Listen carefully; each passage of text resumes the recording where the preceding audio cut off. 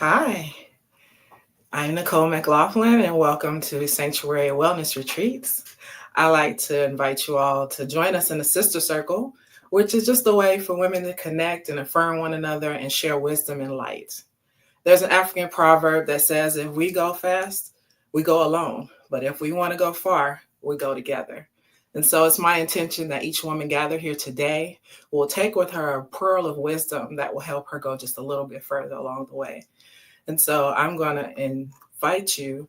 Um, actually, I'm going to invite in our guests today who are going to join in the conversation. It won't just be me alone. So, our first guest today is. There she is. So our first guest today is Liz. She's a wife and mom and a blurred extraordinaire. She loves watching and rewatching Marvel films, dancing along with Meg Thee Stallion and K-pop groups, and reading spicy books. She founded E616 Consulting to bring the fun back to self-care, the Blackness back to community, and the fun back to our lives. Hi, Liz. How are you today? This is going to be really embarrassing, but I cannot hear you. Oh, my goodness. And I don't know if anybody else is having that trouble. Okay, let's see. Let me turn up my sound. Oh, wow. Oh, she can't hear me. Okay. All right. Do you hear me now? No, I'm just reading your lips at this point. Oh, my goodness. Hold on. My mic is not muted. Okay. She says she can hear us both. Thank you, Deborah. I'm so glad. You can't hear me, Liz? Oh, my goodness. Okay. You hear me now? Uh-oh. Okay. So I guess she's going to go out and come back in. All right. So while she's working on her sound, I'm going to invite the next person in. Give me one moment because I've moved everything around trying to get her sound on. Thank you, ladies. Okay.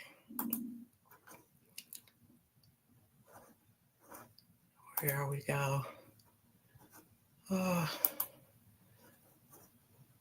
Well, technology is great. I'll wait for her to come back in. In the meantime, I am going to go ahead and announce our next guest. Let's see. Wait, I think she's back. Hold on. Yes, she's back. Can you hear me now? Please say yes. All right. I'm back and I can hear now. I am so sorry. I don't know what happened. It's okay. So, how are you doing today? I'm good. How are you, Nicole? Doing well. Doing well. Excited for our chat today. And I'm glad that we have some ladies already starting to join us. So, this is going to be so much fun. All right. So, now that we have you securely in place, Liz, we're going to go ahead and invite in our next person. All right. Okay. And next, we have Anastasia Means Dallas. She shows people how to tap into their creative abilities to build generational wealth. She's an educator, real estate agent, insurance agent, author, and playwright and entrepreneur. How are you doing today, Anastasia? I am doing well. And yourself? I'm doing wonderful. And I'm so glad you can hear me. We had a little blooper earlier. That's what took us so long to get to you. No problem. So let's go grab our last speaker or lady in the circle today. Hold on. And there she is. All right. So next we have Miss Nicole Everett. And oh, I am so sorry. My page went away that I was reading from. Okay. Oh, okay. Nicole Everett is a connector, a conversationalist, a mental health advocate, a champion of affordable housing, as well as a holder of space for people. She enjoys gardening, music, great food, and good fellowship at the beach. How are you doing today, ma'am? I am doing well. How are you? Oh, wonderful. we're gonna have a great time today. We are. And for those of you who don't know, I'm Nicole McLaughlin. I specialize in helping women love themselves to health and experience wellness in all areas of their lives. I enjoy crocheting and golf and helping others build generational health for their families. And I'll be your host for today's Sister Circle. So I thought it would be fun if we start today by talking about how we all are connected to Tallahassee in some way. And so I'll start. I came here in 97. Was about 21. I was starting over because I had went to school in Chicago, where I'm from. And then I got here and decided I wanted to do something totally different. So I went to FAMU and I left after graduation and believe it or not, came back. And a few years after I got back here, I met and fell in love with my husband of 13 years. And so we just decided to stay. We like this small little town that we're in. Who wants to go next? Go ahead, Anastasia. Go ahead. So again, I'm Anastasia, means Dallas, like Texas, and my, I guess, connection to Tallahassee is that I was reared in Tallahassee. I went to elementary, middle, and high school, and then FAMU. So I've been in part of Tallahassee for years. In 2007, I moved to Atlanta, Georgia, and that's pretty much where I am now in the greater Atlanta area in Hampton, Georgia. So yes, so my roots run deep in Tallahassee. All right. I'm Nice. happy to go. Go ahead, Liz. Go ahead, Liz. Go. So I moved up here to go to FAMU. I grew up in Miami, born and raised, and I moved up here in 2001 to go to FAM.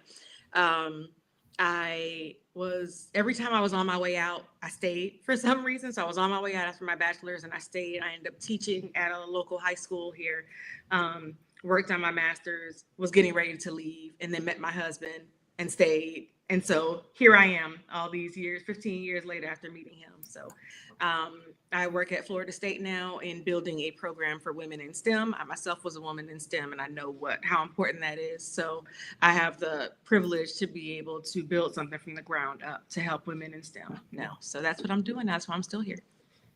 Awesome. And Nice. Nicole?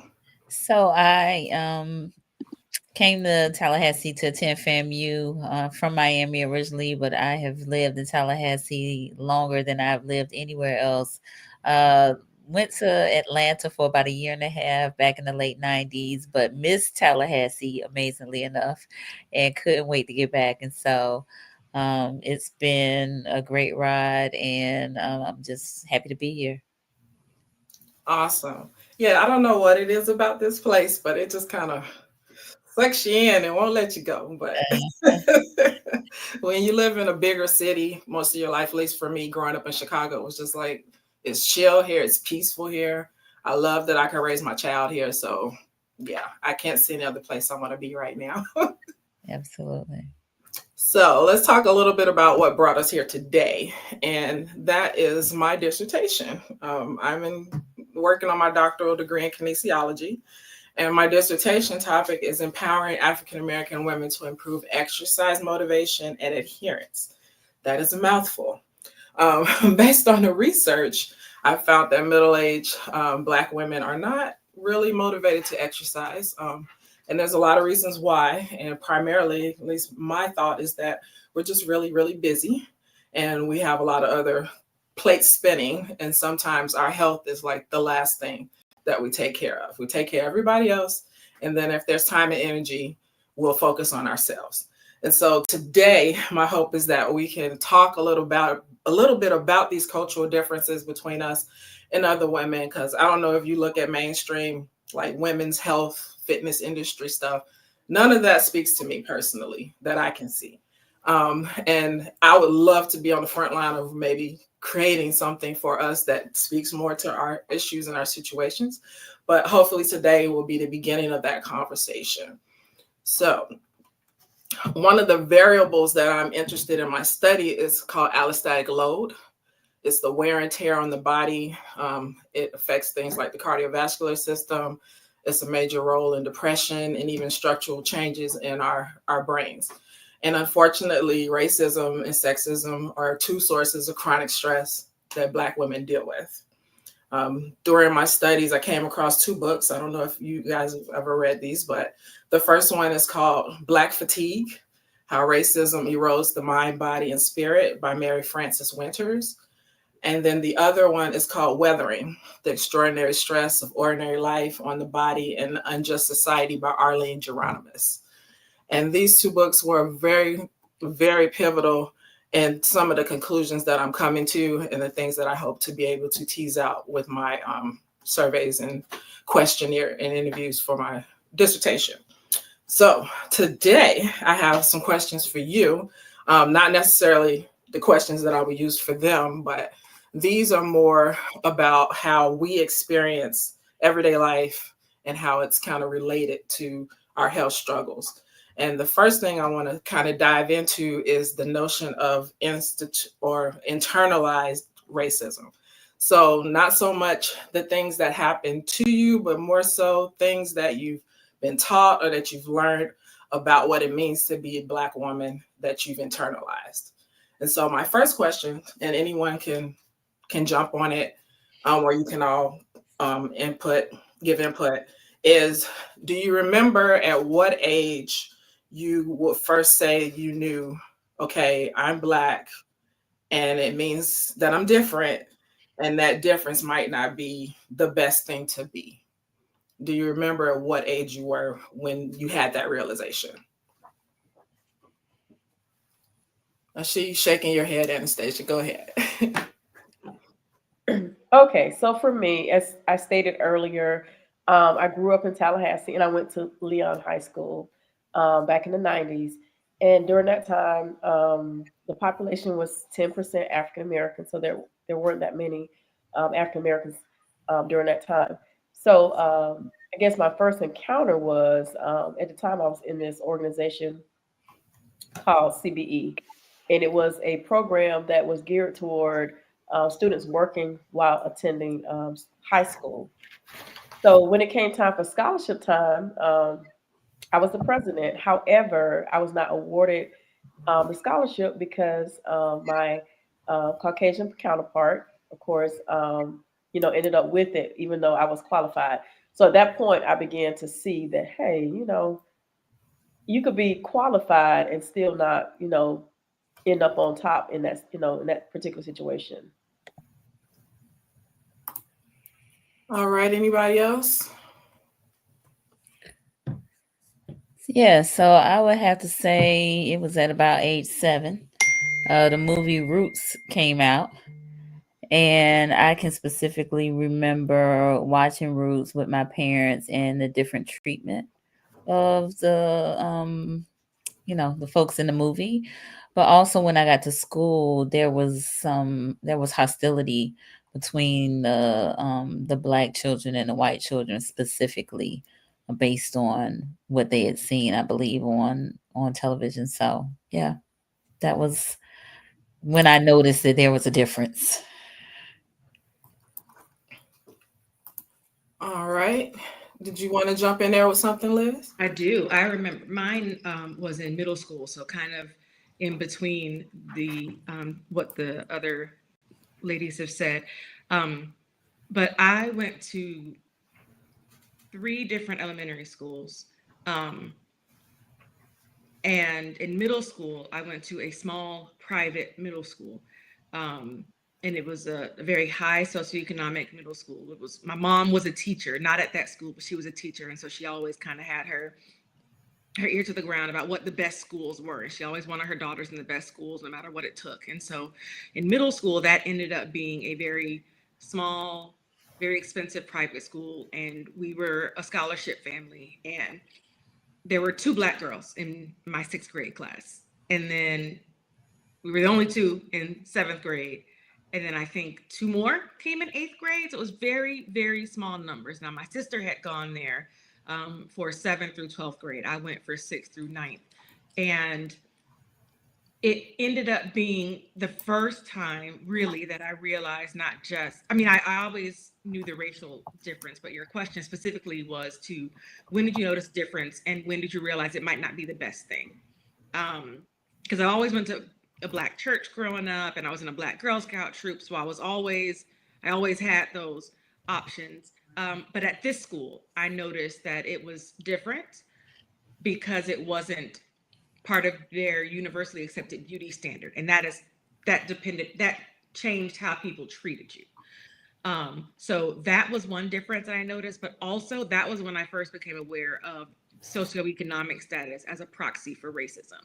And that's a whole other issue that we'll probably get into later. But I would definitely say changing from a diverse public school to a private school where people felt entitled just because of who they were and how much they had. That is when the change happened for me.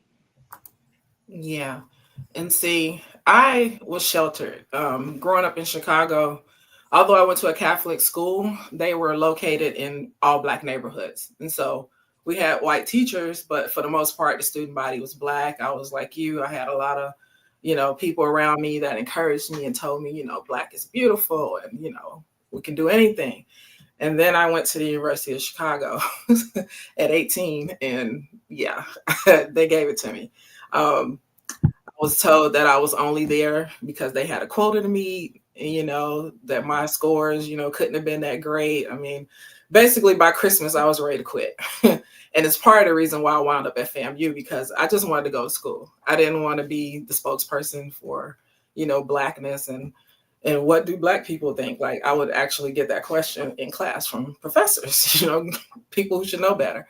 And so, yeah, I remember that experience clearly at 18. But I think before that, I was probably 6 or 7 when I first, realized that, okay, people don't like us because we're Black.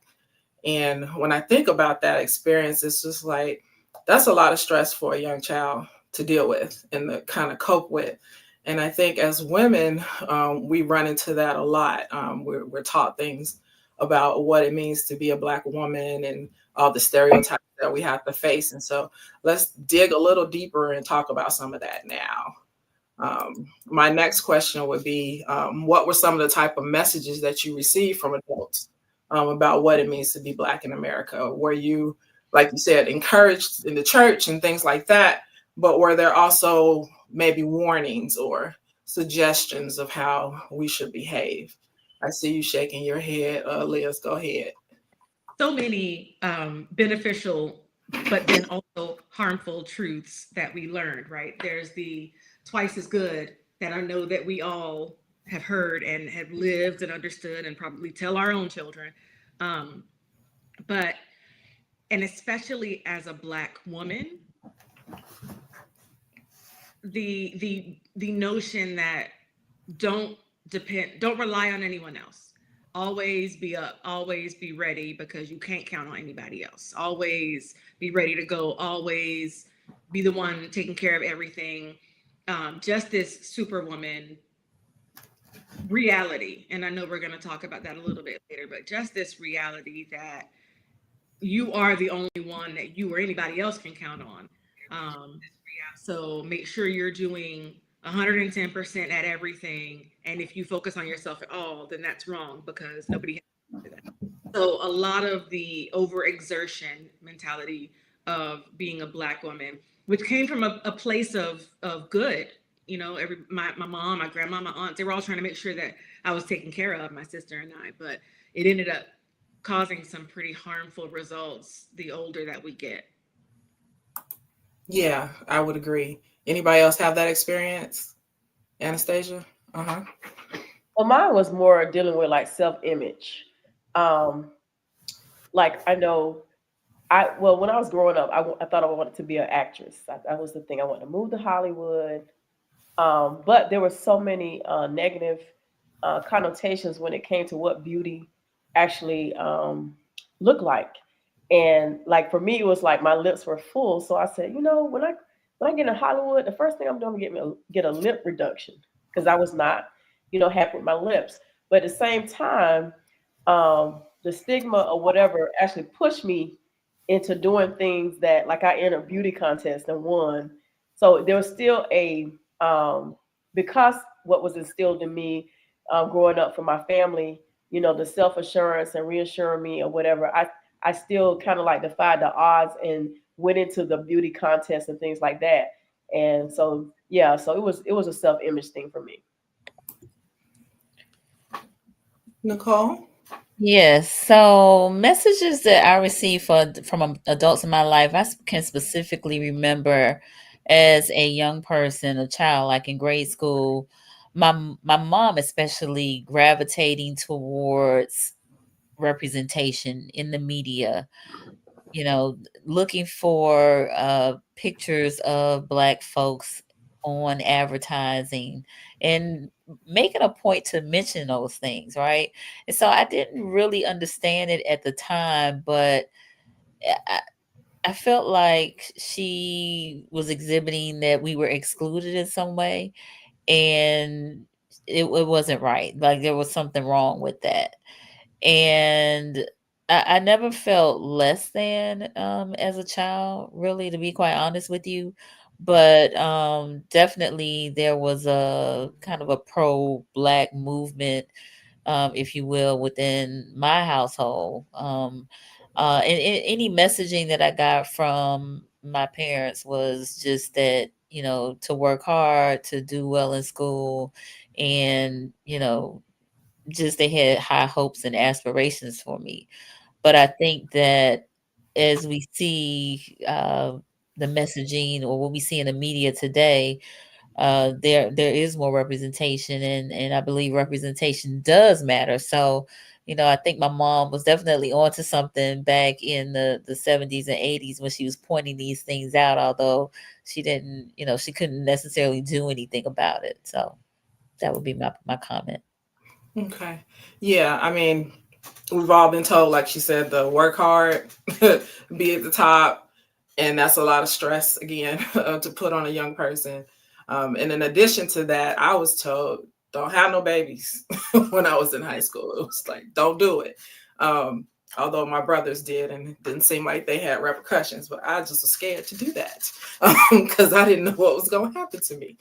So I always went that route of I gotta be better, I gotta go get my education, and those things were kind of instilled into me. And looking at my mother, I mean, she was my superwoman. She was a single mom raising three kids, and me being the oldest, I helped out a lot. And I thought she was invincible. I didn't know that she would stay up at night and cry and things like that. I learned those things later in life. But as a young girl, I thought she could do no wrong, nothing could, she know everything was, she could take care of everything. And I think I internalized some of that as I got to be married and have a child and think that I have to do all the things my mom did. You know, my mom would come home and cook every night, and she would do a lot of things. She cleaned, kept the house clean. Like it's impossible for me to do all these things. And I just had to really sit myself down and go, hey, you're not your mom. You have a different situation. And then when I talked to her about it, she was like, girl, I was barely holding on, you know? So it's like, it's amazing how as a child, you think certain things, but you don't really always see the clear picture of what all is really going on. So yeah. Um, and then I also remember when we became African Americans. Do any of y'all remember that? Like we were Black and then we became African Americans. I see you shaking your head, Nicole. Let's talk a little bit about that. Do you have a preference for one or the other?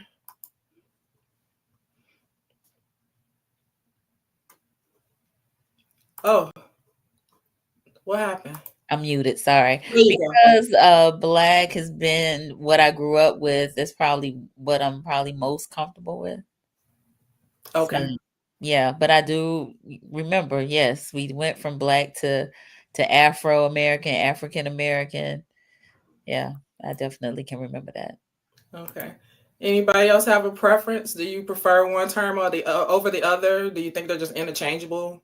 I don't know that they're interchangeable. I think everybody has their preference of what they want to be called. I strongly believe in Kujichagulia, self-determination. Believe you name yourself.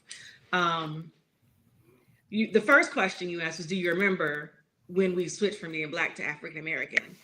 And I think that school did it for me. My elementary school was a magnet school, middle school was a private school. All of these required applications, and all of these required you to choose how you wanted someone to fit you into a box that they created. So I was always Black, but then I had to be African American here. Um, it was a Black church, Black music, Black gospel, but I had to be African American over here. And so um, that is really something that's interesting. I had never considered when the change happened. Um, But in doing some of my research and when I turned 39 a few years back, my husband got me the African Ancestry Kit because I've always been curious about where my people were from. And learning that my roots go back to Cameroon, I feel a little bit better. You know, I feel a little bit more connected to saying African American now for different reasons. But that is something that I have named, that I've given myself and I own. It is not because that is what the society, that the box that society needs to put me in on an application. It's the box they need me to check. It's because that's where my people are from. But it's a really interesting question to think about when that shift happened. And now I kind of want to go ask my husband when he noticed that, because he didn't have the experience that I had going to predominantly white institutions for school. He grew up in Tallahassee and did the Pineview, Bellevue, FAMU High pipeline. So that, and then he went to FAMU. So that's all he's ever known. But that's a difference in experience that he and I have. So that's a really curious question.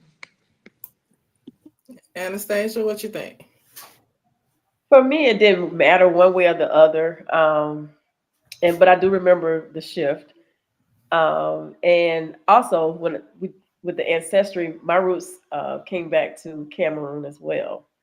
So understanding that part of it, I'm like, okay, that's pretty good. Because I have met African people, and some people really from Africa don't really dig people associated with being from Africa. I've seen that too. So when you say African American, sometimes I've seen people actually get offended from Africa because they're like, you don't really have the experience, or well, some of us have taken the initiative to trace our roots. So I don't know. I thought that was a curious question as well, because I do remember when it happened. It was spurred on by Reverend Jesse Jackson out of Chicago, which is where I'm from. So I definitely remember when it happened. I was in the 7th grade, and it was just like, oh, okay, so now we have a new name. And I don't know which one I prefer necessarily. I mean, I don't have a problem using African American because I do believe we are from Africa and we happen to live in America. And it's just a title that, any other ethnic group here has theirs. And I do think I like the fact that we were being included as Americans for once, and not just being called a color that had a derogatory term. Although we did do a lot, I know they did a lot in the 60s and the 70s, the Black and I'm Proud movements and things like that. But there was a time where that word had so much negativity and hostility associated with it, and that we weren't even really Americans, that something about the term African American just kind of always made me feel included. But yeah, it is an interesting thing. And I agree with Liz that we can't necessarily interchange them because they do mean different things to different people. But we're all kind of lumped in that same boat when we look at applications and paperwork and things like that. So we know which box we should be checking, unless we just want to be special and say other, which we have the right to do. So have any of you had to have that talk with your child or some young person in your life about what it means to be Black in this country and the things that they should? Yeah, I see y'all shaking your heads. So which one of y'all want to go first and talk about the talk? And what kind of things did you say? Did you just continue with the same things that Mama told you, or did you kind of change it up a little bit? Like what was the talk? Eeny, meeny, miny, mo. Anastasia, go. Okay, so I had to deal with it. My youngest son, we were in South Carolina. My dad's from South Carolina. We were in Spartanburg, and we were staying at the Marriott. And he went to downstairs with my uncle to get in the pool, and he encountered, mistreatment actually from an adult. And so we had to deal with it. We dealt with it that day. Of course, his uncles dealt with the adult, but I had to deal with him. So I just pretty much told him about racism and how people um, have these views about people because of their fear. That's what it comes from. So I just kind of broke it down to him, and I reassured him that no one's better than you. Um, that you are fearfully and wonderfully made, and you can go anywhere you want to go. You can go, and I explained to him that, back in the day how things were, but um, that's not something that you should have to deal with in, in the time of the 2000s, around 2012. So I said, you shouldn't have to deal with that, but it still exists. So I just broke it down to him like that. But I just reassured him that nobody's better than you. So, and you belong. So that's the angle that I took it from. All right. And Liz, I saw you shaking your head. So come on, what you got? This is such a big deal to me. I was pregnant with my son when Trayvon Martin was murdered. And I will never forget that February, feeling so sad about being pregnant with a black boy and bringing a black boy into, because it's like Anastasia said, this isn't what we should be doing in 2012, right? Um, and I just remember feeling so hopeless, and so I felt guilty. I felt bad. I felt like, I know what it is out here. I've dealt with this, and now I'm bringing a baby into this. This is wild. And it just kept getting worse from there. There was Michael Brown, there was George Floyd, there was Eric Garner. There was just so many. It was Sandra Bland. There was just so much happening.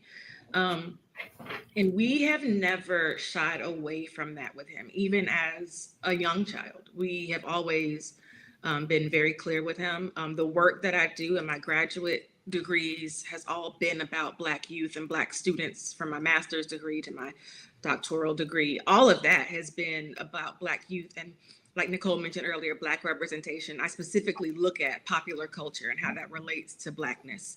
Um, and so from a young age, he's been looking at television and seeing who's telling this story, and based on that, whose story is being omitted, and what can you tell and what do you see. And we've been working through all that with him. But I mean, even as far as when we homeschooled him for a bit during the pandemic, we watched a documentary called The Black Miami, which was about the influence of Black people and the Caribbean people in Miami. And he learned about a lot of the riots that I grew up around, and a lot of the things that started that. And I will never forget, once when he was little, he asked me if I grew up in Gotham City, which just cracked me up because I was like, well, kind of, just a lot less dark. Um, but we have always had those talks with him, and to let him know that you can't do what your friends are doing. They're going to get away with a lot of stuff that you won't. And the same people who think you are cute and cuddly as a little boy are going to be afraid of you when you are bigger than them and your voice is deeper than theirs, and you are just trying to exist. And that's a reality that he has to live with as a Black boy. And we have always been very blunt and very clear with him about that. And one of his homeschool years, he went to an Afrocentric homeschool co-op, which was really great, not just for him, but for our entire family. So yeah, that talk is an ongoing, it's a living conversation in this house, especially with his father being a Black man. It was a living conversation. And I'm actually glad that you brought that up, the whole notion of the Black boys and the Black men. I don't know about you, but there were times, like when you talked about the George Floyds and all of the things that have happened, where I was actually fearful when my husband went out the door, if I was going to see him again. Like, I didn't want him to get pulled over by a cop. I didn't want to get pulled over by a cop. We had that fear. And I'm just wondering, like, did you all have a similar experience? Like, how often were you basically afraid that this might be the last time you see your husband or your young child, safe, outside of your house? In the chat we're putting up, was it like a daily, a weekly, a monthly experience, or was it something that, every now and then you thought about it? Like, how present was that thought in your mind?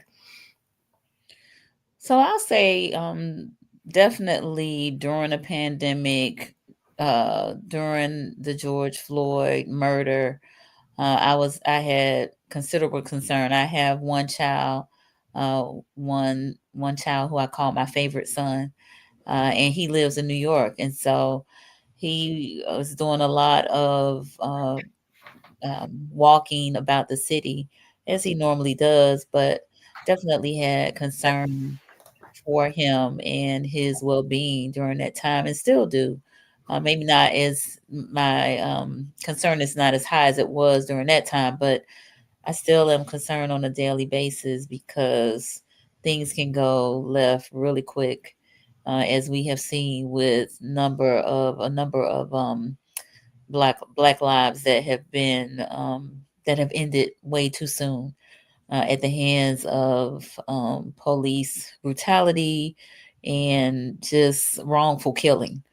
And so it's definitely something on my heart and mind, and not only for my own child, but for other black children, and African American children here in America.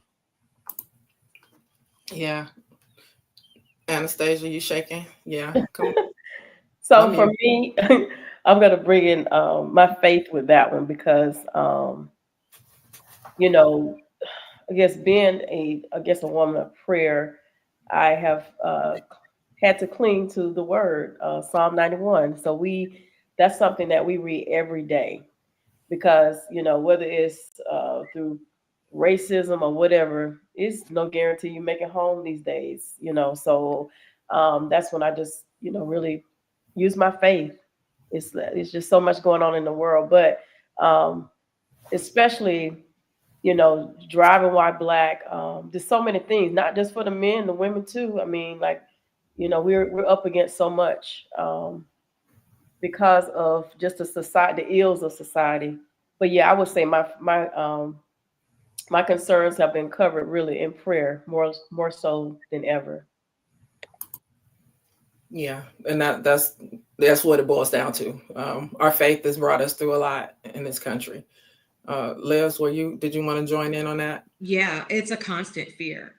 When my husband and I first got married and we first brought our son home, we lived in Southwood. And if you don't live in Tallahassee, that's a unique place. It's a unique neighborhood.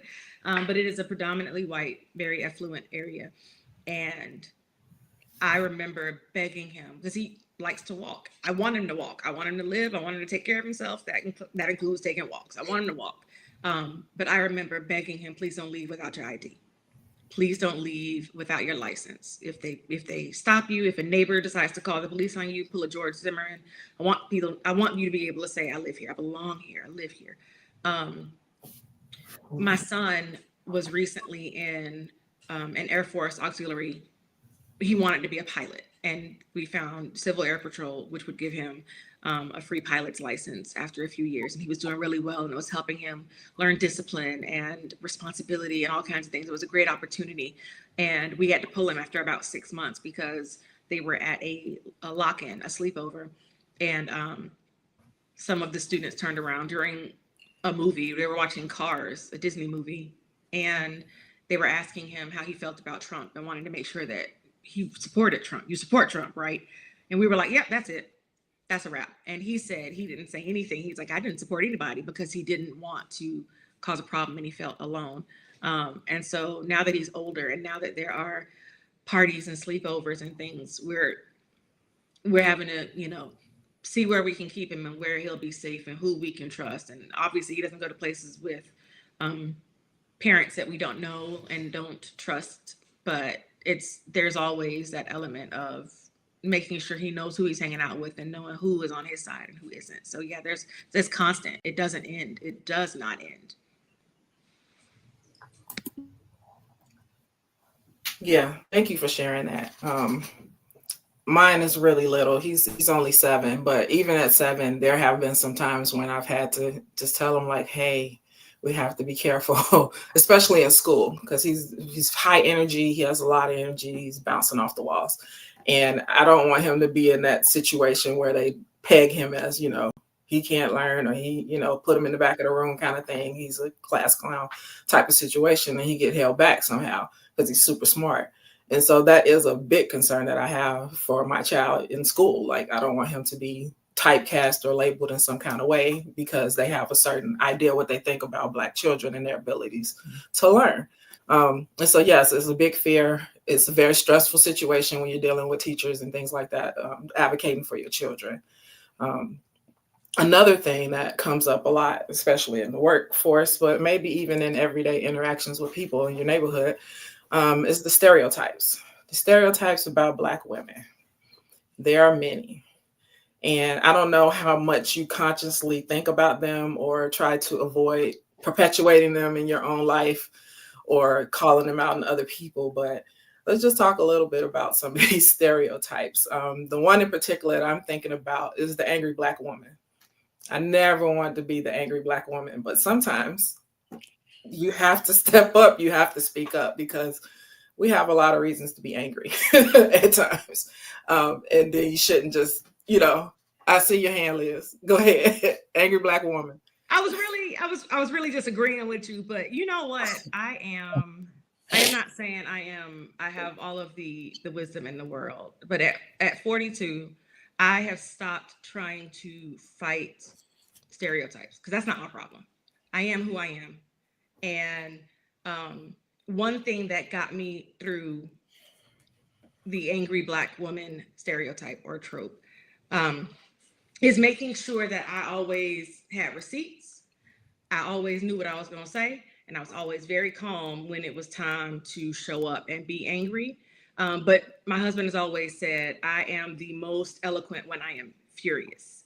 I'm going to have my receipts. I'm going to have everything that I need to have with me. And I'm going to out talk you. I'm going to show you where you were wrong. And I'm going to show you how I know. But at this point, if you want the angry Black woman, I'll be that. I'm gonna give you what you're asking for. I'll be that at this point, because I know why I'm here. I know who I am, and I no longer shave off any parts of myself to show up. I'm coming with the nails. I'm coming with the ears. I'm coming with the natural hair. I'm coming with the glasses. I'm coming as who I am, because I'm here because what I know got me here. I'm here because I belong here. And if any of that makes you uncomfortable, that's a you thing, right? And so the stereotypes are there, and I am not saying anything to minimize that. They are there, and they are harmful, and they are real. But I think that I have worked very hard to keep myself in such a place, or in places where if you decide to stereotype me, we can play that game, and we can see how far this can go, really. But I have, the way I combat that is to make sure I have my receipts, and that I have my, I'm ready to go. I'm ready to match energy with folks. All right. Nicole, you smiling. I heard you laughing. Look, we need that class, Liz. That eloquent speaker with the receipts matching the energy. That's what we need. That class right there, ma'am. I'm just saying. Come on, Miami.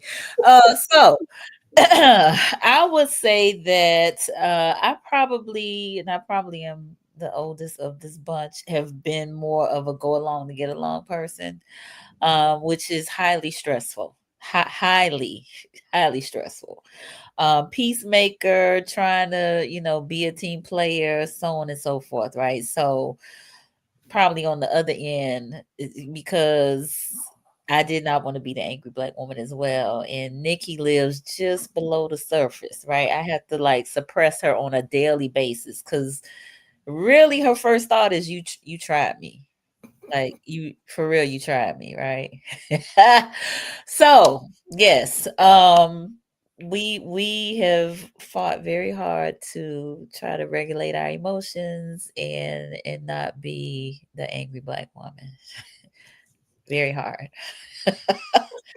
I feel it. I feel you. Anastasia, what you think about that? Do you care? Do you try to not be that person, or I do they? definitely try not to be that person. Like when I have to get someone told or whatever, my friends always told me, "You tell people off and they don't realize it till they get home." And so I try to keep my demeanor together. But I want to just kind of veer off a little bit. What's hurtful to me is when our own African American men view us as that way, angry Black women, because we choose not to, um, take a lot of stuff. So that's another side. But as far as Yeah, I don't engage. I say what I have to say. I'm clear and concise about what I have to say, but I don't want that stigma attached to me. Yeah, well, we can talk about that other side you brought up because that's a good thing. Sometimes we hurt ourselves. It's not them, it's us. We've bought into some of these stereotypes, especially when it comes to relationships between black men and black women, and you know where are our men? Sometimes is a big question. Like they're missing in action or something. It's like no, they're here. They're with us. Um, One stereotype that I remember clearly when I had my son in the hospital was the fact that one, she could not believe that I was 42 and that was my first child. That was the first one. Mm. She just knew I had another kid at home.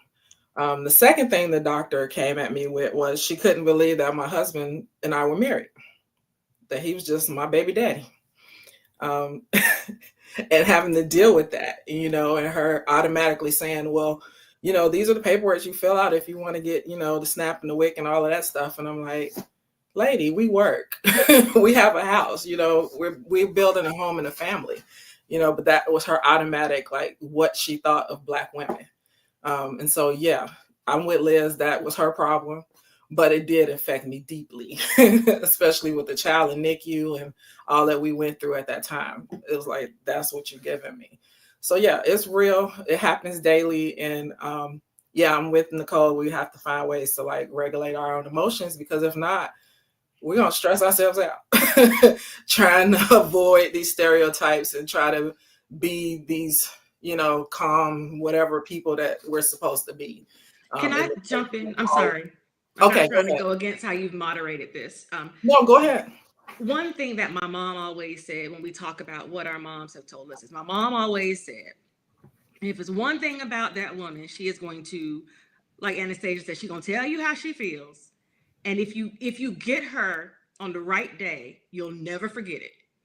I mean, as her youngest child, I always got her on the right day. I was always in some mess. But for adults, she would hold it together until she didn't, right? And one thing she always said to me was, I don't want to go home and be talking in the mirror. I don't want to go home and say to myself what I should have said to them. And you don't need to do that either. Um, and that's something that I would always hold in. I would always bring myself back home, and it took me a while to really internalize that. I would always be the peacemaker for to try to assuage their concerns and their stereotypes until I realized I'm stressing myself out to keep the peace for them. No, you gonna get this right, Dad.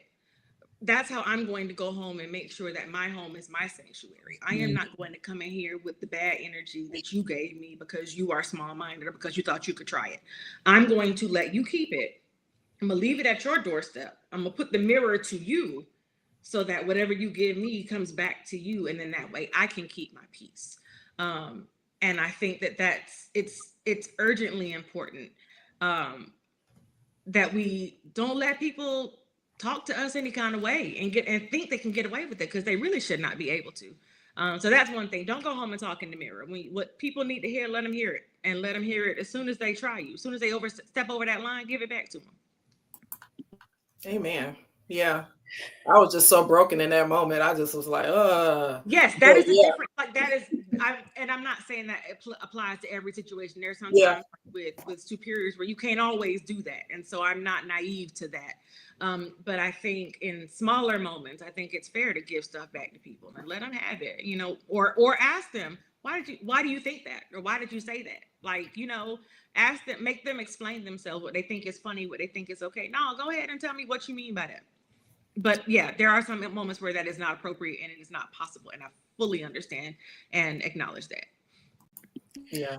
So let me just say, Liz, I appreciate your comments. I've actually been listening to um, some podcasts that talk about like negotiations and communications and things of that nature. So what you are saying is spot on with some of the things that I've been hearing about how you um, address folks that are trying to cause you shame or be disrespectful or tear you down in a way.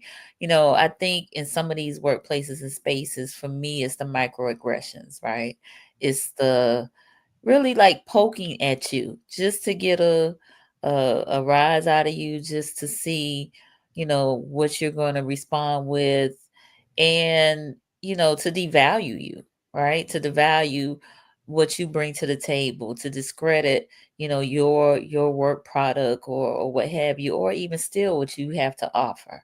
And so I totally agree with, the things that you said about in terms of, challenging people on these some of the slickness that comes out of their mouth, some of the things that they are trying to insinuate about your character, your worth, your value. You got to stand up for yourself.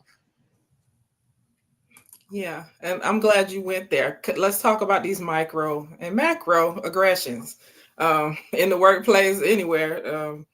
Anyone have any thoughts or want something to share something about that in that frame?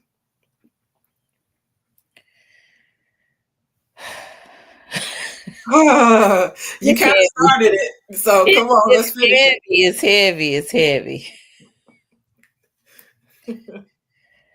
it. So I'm looking at some of the comments, and Dr. Davis, who I believe is Iris, it says it adds to the stress I experience as a mother, knowing that some may view. Oh, so she's talking more about the son thing, but I'm telling you, just it can shake you up in the workplace when you are trying to do your job the best way you know how, and folks are trying to disturb your peace.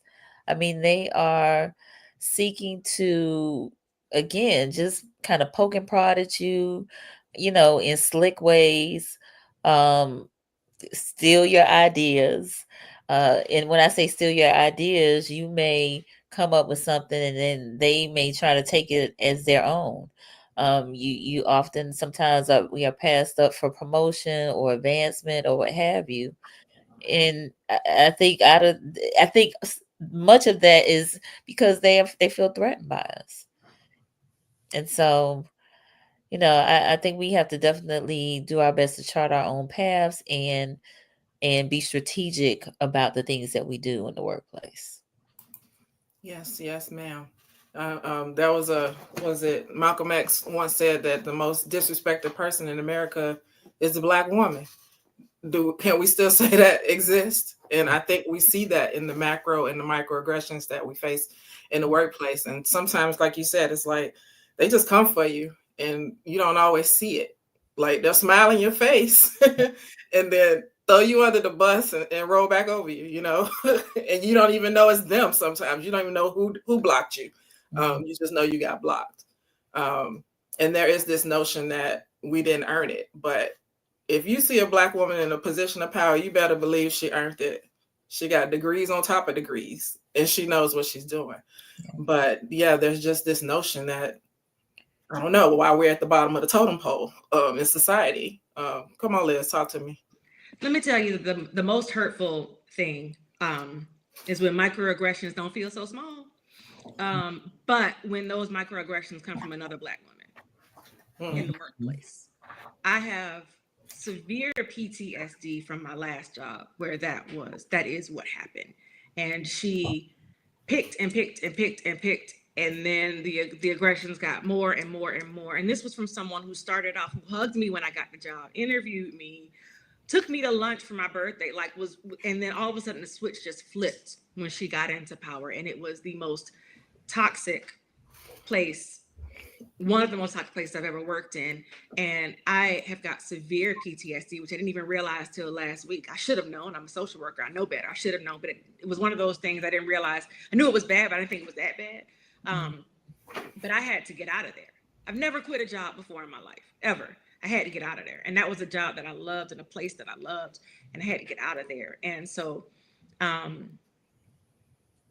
those microaggressions in the workplace are tough because I'm here. Believe me, I have enough talent and enough going on that I am at work because I have to be. I could be doing other stuff to make money. I'm at work because I got to be. My child got to eat. My child got to go to school. We have to keep a roof over our head. So I don't want your foolishness while I'm here. You know what I'm saying? But if I'm going to be here, I want to enjoy being here. And to make it difficult, it's really hard, and a lot of people have their own stuff going on, and I know that's a comment that was in the chat. They have their own energy going on. You want to keep it, and I've said it too. Like, keep that same energy, and you try and you try and you try to give people the benefit of the doubt, and you try, and it's, well, maybe they're having a bad day, or maybe this, and after a while, that's their own problem and not yours. And so when the microaggressions become macroaggressions, or when the passive aggressiveness is just straight up aggressively aggressive, it gets real, it wears on you, because this is someone you thought was on your side for the very basic notion that you are both Black women, right? Or kind of like Anastasia said earlier, when our Black men turn on us, the things that should give us equal footing, you didn't get the memo. What happened, right? Like, what is wrong with you? And so microaggressions in the workplace are the worst kind, because you're there with those people more than you with your own family sometimes. And it's like, can we not? Can we just do what we're here to do? Can we not act a fool? So yeah, those microaggressions in the workplace are the roughest. Yeah, Anastasia, come on. I see you shaking. Oh yes, Liz, I can definitely agree. And it's so funny, like being in the school system. Now, when I first started teaching in 1998, I was the only African American teacher in Dunedin near Clearwater. So I had to uh, almost prove myself just coming into education. But as time progressed, I started to see the microaggression, amongst the, African American women in power. And it's never been my principal, because I've always been one that is like I say, an armor bearer for my principal. So it's never, but it's like all the people that's under her. And it's just a sad thing. It's like, can't we all just get along? And that's the thing, like I said, that troubles me the most, when it's us. It's not them, it's us that's causing more stress and more problems for one another, when we should be uplifting one another. So, and that's I retired officially May 23rd of this past year. And that's the message I left for them. I was like, can we just learn how to love on each other? I said, it's a lot going on in the world already. We don't need to add to the foolishness, you know. So yeah, that's real deep. Amen. So let's talk more a little bit about office culture and things like that. So there's always this thing about Black women and how they show up at work. Can we wear our natural hair? Can we wear braids?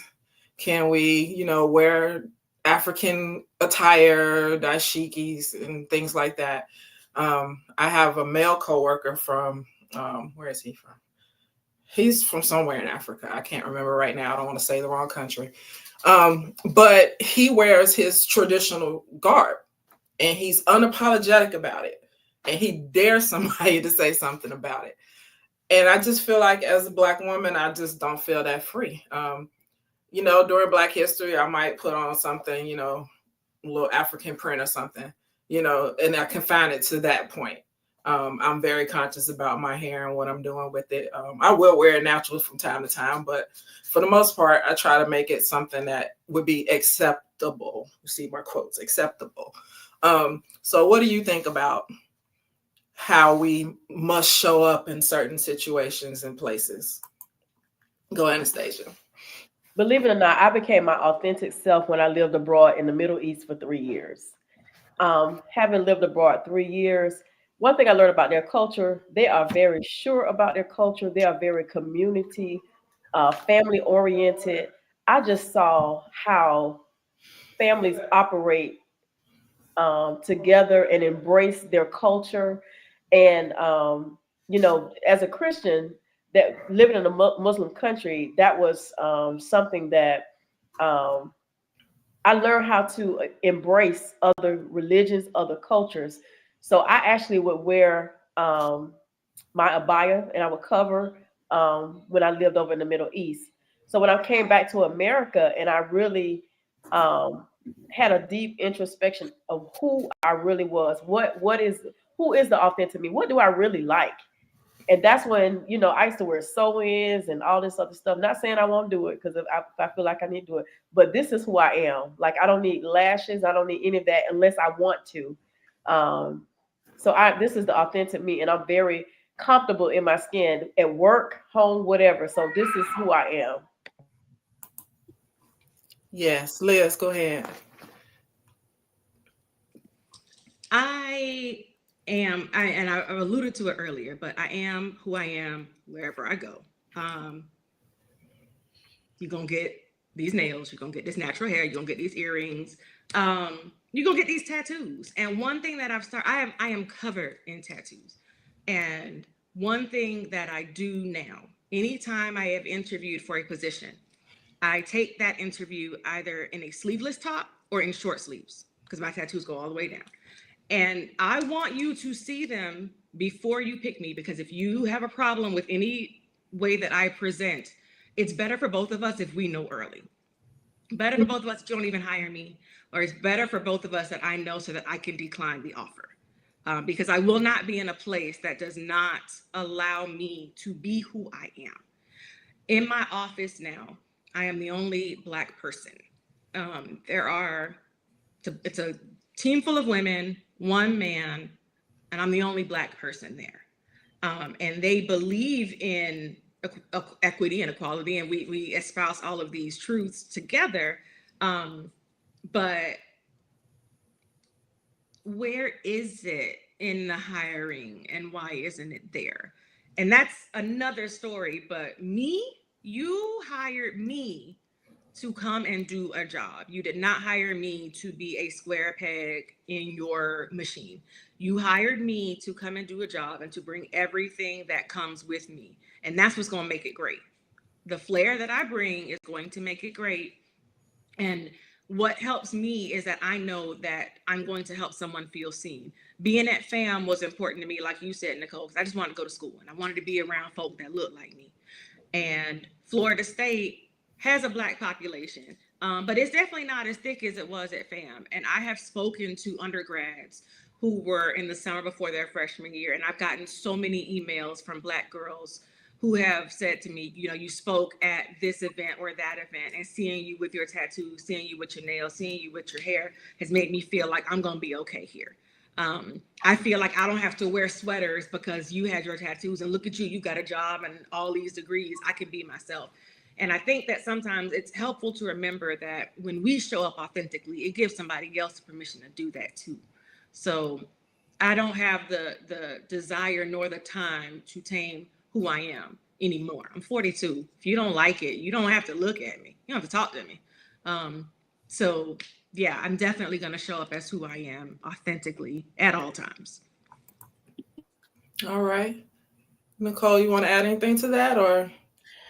Just that I did I mute? Okay, just that I believe that COVID with the great resignation definitely has challenged some of the norms and the mores in the workplace. I think that some of the things that have been mentioned by the other two panelists are definitely more acceptable than they were prior to, because with folks not showing up on these jobs, some businesses have had to close. And so I think there's been a bit more flexibility and acceptance of workers in whatever, uh, however they are in terms of from a physical look standpoint. Now, I'm not talking about being groomed or anything like that. But I do think that there are definitely some concessions, I guess, that have been made that weren't there previously.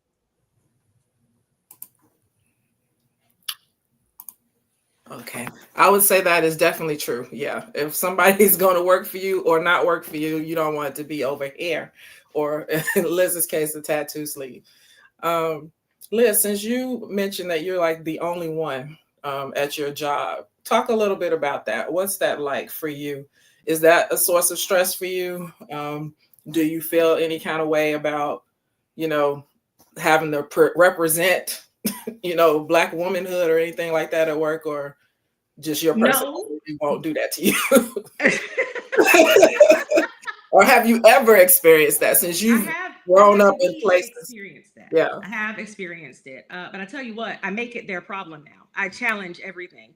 When we have, because we are the Center for Undergraduate Research, and at this job, at every job I've had, I'm going to say for the last 8 years, I challenge representation.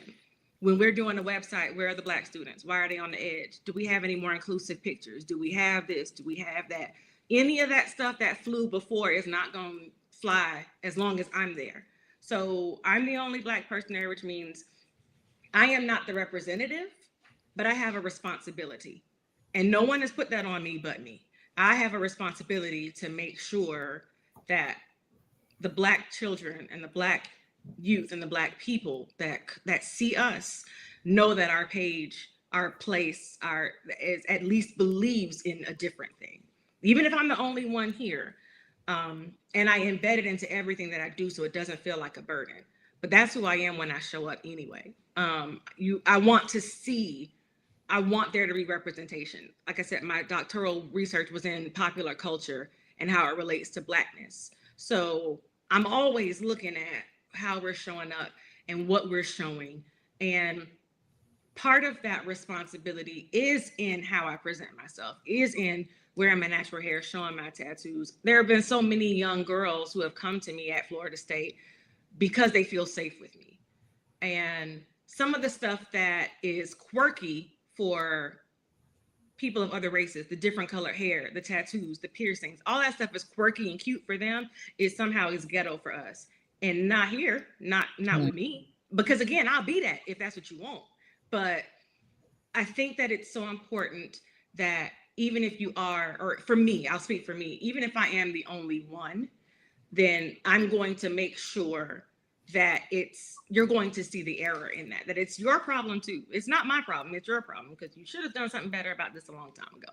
So I feel very lucky to have my job. I know I've said all this stuff. I'm in a very welcoming, very inclusive office. I'm very happy to be at my job. I'm happy to have some sort of input on the future of,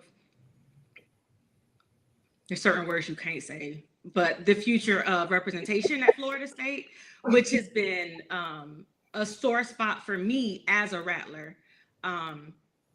So I'm looking at this as my chance to do a little bit of work to right that ship, at least in my purview. So I hope that answered the question. Yes, it did. It did. Does anybody else have an experience of being the only Black or the only Black woman in a space and what that was like? Yes, Anastasia. So as I stated earlier, in 1998, when I graduated from FAMU and moved to the Clearwater area, I was the only African American teacher at the time. Um, at that time, I functioned. I didn't feel any pressure. I really didn't. They were welcoming, so I didn't feel any pressure at all during that time. And I guess about a year later, another African American teacher showed up, and then it began to grow after that. Mm. So what you were in competition with each other, or like? No, not competition. Um, I didn't feel the stress of being the only African American there. I didn't. Oh, okay. All I right. didn't. Okay. Nicole, anything with that, or not I, really? I probably am if well, I would say probably within the last decade or so have been the reverse of that in terms of pushing myself to go to spaces where I can be the only Black person. And not that I'm looking to be the only Black person, but just getting outside of my comfort zone of being only around Black people, if that makes sense. Yeah, it definitely makes sense, because I kind of do that too sometimes because of my upbringing being mostly in Black spaces and kind of being fearful of white spaces because I don't know how they're going to receive me, and I don't know, if I'm going to be liked and loved there and supported there like I need to be. But in pursuing my education, I'm often the only one. And yeah, sometimes it can be hard relating to the other students or them relating to me and understanding why my research topic is a valid one and why it's important. So yeah, I've seen both ways. And I think that the more we can engage with others, the better it will be for all of us. Because I think a lot of the stereotypes and a lot of the fear come from ignorance. They don't know. We don't know. And so the more we can kind of work together and to put ourselves in these positions, the more I think the understanding will grow and we won't have these divisions as much as we do. We're at about an hour. I promised I wasn't going to keep everybody that long, but we've been having a good conversation. I think we've been having a good time. But I do want us to leave with one final thing. It's kind of a section that I'm thinking about putting in a book that I'm going to write, and it's called Mama Used to Say. So if you have an anecdote or something that Mama used to say, or maybe Big Mama used to say, related to health or just life in general, like how you should do things, who wants to share one if you have one?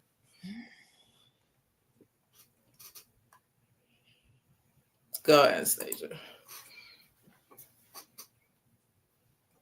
Mama used to say, do everything in the spirit of excellence. No matter where you are, do everything in the spirit of excellence. Cooking, mothering, whatever it is, do everything in the spirit of excellence.